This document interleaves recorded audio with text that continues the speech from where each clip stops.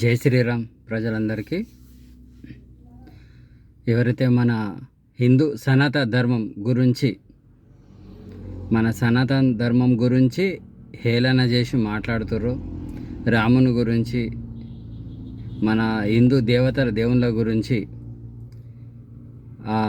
ప్రకాష్ రాజు కావచ్చు, అనసూయ యాక్టర్ కావచ్చు, చాలామంది ఇంట్లో ఎంతమంది సెలబ్రిటీస్, టాలీవుడ్ కానీ బాలీవుడ్ కానీ ఏ హీరోయిన్లు, రెండు రాష్ట్రాల తెలుగు రాష్ట్రాల సెలబ్రిటీస్ ఎవరైనా సరే, ఎవరైతే మన హిందూ దేవుళ్ళది హేళన చేసి మాట్లాడుతున్నారో వాళ్ళ ప్రోగ్రామ్స్, అడ్వర్టైజ్మెంట్స్ వాళ్ళు ఎవరికి స్పాన్సర్ చేసినా ఆ కంపెనీల పైన కూడా కేసు వేయాలి, పరువు నష్టదాబా కేసు వేయాలి.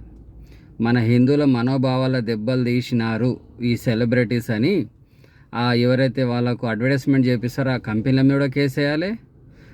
ప్లస్ మనం వాళ్ళని నటించిన సినిమాలు ఏవైనా సరే ప్రొడ్యూసర్స్, ఏ సినిమా థియేటర్ కానీ అది టెలికాస్ట్ కాకుండా మన హిందూ వాహిని, బజరంగ్ దళ్, బీజేపీ కార్యకర్తలు, మన హిందువులందరం ఐకమత్యంగా ఉండి మనము వీళ్ళ ఎటువంటి ప్రోగ్రామ్స్ కానీ టెలికాస్ట్ కాకుండా, సినిమా థియేటర్లో ఆడకుండా, టీవీలలో కూడా రాకుండా లీగల్గా నగర పోలీస్ కమిషనర్ గారికి, రాష్ట్ర డీజీపీ గారికి, మరియు కేంద్ర హోంశాఖ మంత్రివర్యులు గౌరవ అమిత్ షా గారికి, మరియు సెన్సార్ బోర్డు కూడా మనం వీళ్ళందరిపైన మనం కంప్లైంట్ ఇవ్వాలి. వీళ్ళు ఈ హిందూ దేవుళ్ళ పైన ఎవరైతే ఆరోపణలు చేసి హేళన చేస్తారో వీళ్ళు నటించే సినిమాలు ఏవే కానీ మేము ఆడనీయం, పర్మిషన్ కూడా మీరు కూడా ఇవ్వద్దు, మీరు కూడా ఎటువంటి అనుమతులు ఇవ్వకూడదు, కేంద్ర ప్రభుత్వం కానీ రాష్ట్ర ప్రభుత్వం కానీ అని.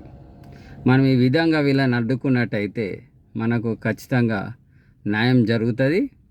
ఇంకొకసారి ఎవరైనా కానీ మన హిందూ దేవుళ్ళ గురించి ఎవరు కూడా మాట్లాడారు.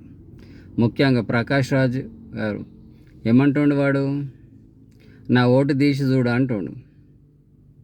ఆ నోటు కాదు, వన్ తిత్తి తీసాం అందరూ కలిసి. కాబట్టి ఈ వీడియో షేర్ చేయండి, లైక్ చేయండి. ప్రతి హిందూ సోదరుడికి వెళ్ళే దగ్గర దాకా షేర్ చేయండి, లైక్ చేయండి. కామెంట్ రూపంలో మీ ఒపీనియన్ తెలపండి. ఖచ్చితంగా వీళ్ళందరిపైన కూడా మనం చర్యలు తీసుకునే విధంగా ఐకమత్యంగా ముందుకు రావాలని మనస్ఫూర్తిగా కోరుకుంటున్నాను. జై శ్రీరామ్.